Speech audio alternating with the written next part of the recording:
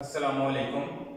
आज हमारा जो लेक्चर है वो है डिजिटल इलेक्ट्रॉनिक्स का चैप्टर नंबर 8 हम लोग ने स्टार्ट किया हुआ है, लॉजिक फैमिलीज एंड स्पेसिफिकेशंस। तो लॉजिक फैमिलीज एंड स्पेसिफिकेशन में आज हमारे ये चार टॉपिक हैं। DTL as a NAND gate, number 2 पे है DTL as a NOR gate और नंबर 3 पे है TTL as a NOR gate और TTL as a NAND gate. तो पहला जो हमारा टॉपिक है DTL as a NAND gate, इसके अंदर हमारा जो सर्किट है वो ये है। इसमें आप लोग देख रहे हैं कि हमने DTL को एज ए NAND गेट बनाया हुआ है। 2 डायोड इस्तेमाल हुए हैं, एक ट्रांजिस्टर इस्तेमाल हुआ है और 2 रेजिस्टर इस्तेमाल हुए हैं। तो इस तरह DTL से बनता है diode transistor logic. Diode transistor logic के अंदर हमारे पास ये सिंबल है और ये उसका ट्रुथ टेबल है। ट्रुथ टेबल के अंदर आप देख रहे हैं कि जो ही हम 0 इनपुट जो है A और B अप्लाई करते हैं इन 2 डायोड के क्रॉस, तो हमारा ट्रांजिस्टर जो है ये ऑन हो जाता है। जो ही ट्रांजिस्टर ऑन होता है तो इसके आउटपुट टर्मिनल पर हमें 1 आउटपुट मिलती है।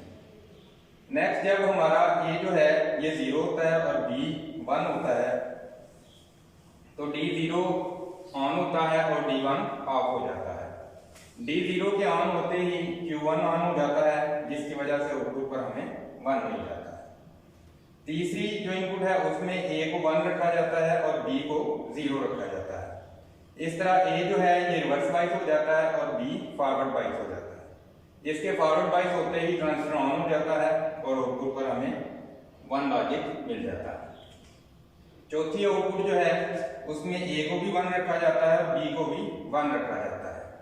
इस तरह दोनों जो डायोड है हमारे पास ये रिवर्स बाइस में रहते हैं और ट्रांजिस्टर ऑन नहीं होता और आउटपुट हमें 0 मिलती है।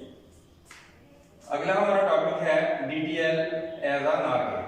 DTL NOR गेट के अंदर आप लोग देखें उसी तरह 2 डायोड इस्तेमाल किए गए हैं, एक ट्रांजिस्टर इस्तेमाल किया गया है और पॉजिटिव VCC वोल्टेज अप्लाई किए गए हैं। तो इसमें डायोड की जो डायरेक्शन है इनकी निस्बत रिवर्स है। यहां पर डायोड के कैथोड यूज किए गए हैं और यहां पर डायोड के एनोड यूज किए गए हैं। अब इसके अंदर हम समझते हैं कि कैसे ये वर्क करता है। इसमें जब A और B इनपुट को हम 0 रखते हैं तो A और B जब 0 होगी तो ये डायोड रिवर्स बाइस हो जाएंगे। इसके रिवर्स बाइस होते ही Q1 जो है वो ऑफ हो जाएगा। Q1 के ऑफ होते ही जो हमारे VCC वोल्टेज हैं ये Q1 के लिए ग्राउंड नहीं होंगे और आउटपुट पर हमें 1 लॉजिक मिल जाएगा, जैसा कि ट्रुथ टेबल से भी जाहिर है। नेक्स्ट सिचुएशन में A को हम 0 रखते हैं और B को 1 रखते हैं, तो A को जब 0 रखते हैं तो ये रिवर्स बाइस हो जाता है, B को 1 रखते हैं तो ये फॉरवर्ड बाइस हो जाता है। इसके फॉरवर्ड बाइस होते ही Q1 भी फॉरवर्ड बाइस हो जाता है, Q1 जो है कंडक्ट करना स्टार्ट कर देता है। इसके कंडक्ट करने की वजह से जो हमारे VCC हैं ये ग्राउंड की तरफ चले जाते हैं और आउटपुट पर हमें 0 आउटपुट मिलती है, यानी 0 लॉजिक मिलता है। तीसरी सिचुएशन में A को 1 रखते हैं, B को 0 रखते हैं।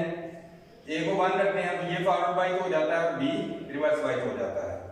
इस तरह Q1 जो है दोबारा से कंडक्ट करना स्टार्ट कर देता है और जो हमारी VCC है ये हमें आउटपुट पर नहीं मिलती। चौथी सूरत में देखें तो A को भी 1 रखते हैं, B को भी 1 रखते हैं, दोनों फॉरवर्ड बाइस हो जाते हैं। दोनों के फॉरवर्ड बाइस होने की वजह से ये जो ट्रांजिस्टर है ये हमारा कंडक्शन में आ जाता है और कंडक्ट करना स्टार्ट कर देता है। जो ही ये कंडक्ट करता है तो इस तरह हमें आउटपुट पर कोई वोल्टेज या कोई लॉजिक नहीं मिलता। तीसरा हमारा टॉपिक है TTL NOR gate. TTL NOR gate यानी हमने NOR गेट की आउटपुट बनानी है तो ये उसका टेबल बनाया हुआ है। इसमें देखें 4 ट्रांजिस्टर इस्तेमाल हुए हैं, Q1, Q2, Q3 और Q4। अब जो ही हम इनपुट पर 0 लॉजिक अप्लाई करते हैं तो 0 लॉजिक अप्लाई करने से इसका मीटर बेस जंक्शन फॉरवर्ड बाइस हो जाता है और कलेक्टर बेस जंक्शन जो है वो रिवर्स बाइस हो जाता है। इसके फॉरवर्ड बाइस होने की वजह से Q1 जो है वो कनेक्ट करना स्टार्ट करता है और Q2 जो है ये रिवर्स बाइस हो जाता है। इसके रिवर्स बाइस होने की वजह से जो हमारी Q3 है ये फॉरवर्ड बाइस हो जाती है और Q4 रिवर्स बाइस रहता है। इसके रिवर्स बाइस रहने की वजह से जो VCC है, जो हमारा वोल्टेज ड्रॉप है, ये डायोड के जरिए से आउटपुट पर हमें मिल जाता है। इस तरह लॉजिक 1 हासिल होता है।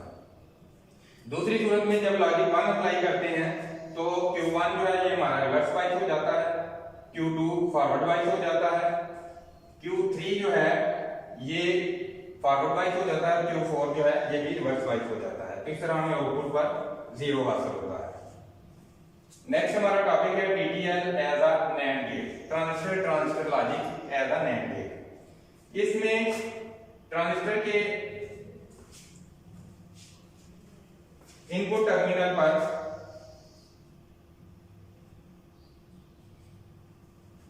यानी जो हमारा मीटर टर्मिनल है ये 2 इस्तेमाल किए गए हैं, इस पर हम इसको इनपुट अप्लाई करते हैं। अब जो ही इसको इनपुट अप्लाई करते हैं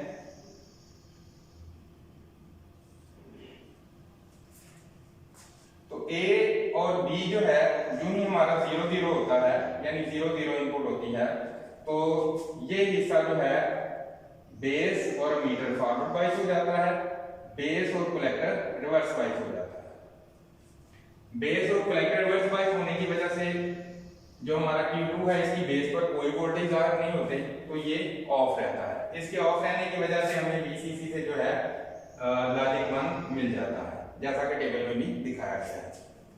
नेक्स्ट सूरत में A को 0 रखा जाता है, B को 1 रखा जाता है, तो फिर ये ट्रांजिस्टर ऑन हो जाता है। इसके ऑन होने की वजह से एमीटर बेस जंक्शन फॉरवर्ड बाइस और base collector junction reverse bias, इसकी वजह से ट्रांजिस्टर Q2 ऑफ रहता है और हमें उसी तरह आउटपुट पर लॉजिक 1 हासिल हो जाता है। तीसरी सूरत में देखें तो A और B जो है इसमें A को 1 रखा जाता है, B को 0 रखा जाता है।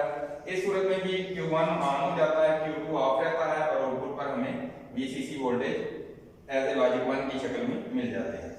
चौथी और लास्ट जो सूरत है इसकी उसमें देखें A और B दोनों को 1 1 रखा जाता है। दोनों को 1 1 रखने की वजह से ये जो ट्रांजिस्टर है ये रिवर्स बाइस हो जाता है, यानी एमीटर बेस जंक्शन जो है ये रिवर्स बाइस हो जाता है, बेस कलेक्टर जंक्शन फॉरवर्ड बाइस हो जाता है। इसकी वजह से Q2 ऑन हो जाता है। Q2 के ऑन होते ही जो VCC वोल्टेज है ये ग्राउंड की तरफ चले जाते हैं और आउटपुट पर हमें 0 लॉजिक मिलता है। तो डियर स्टूडेंट ये 4 टॉपिक हैं, ये आपने रेडी करने हैं।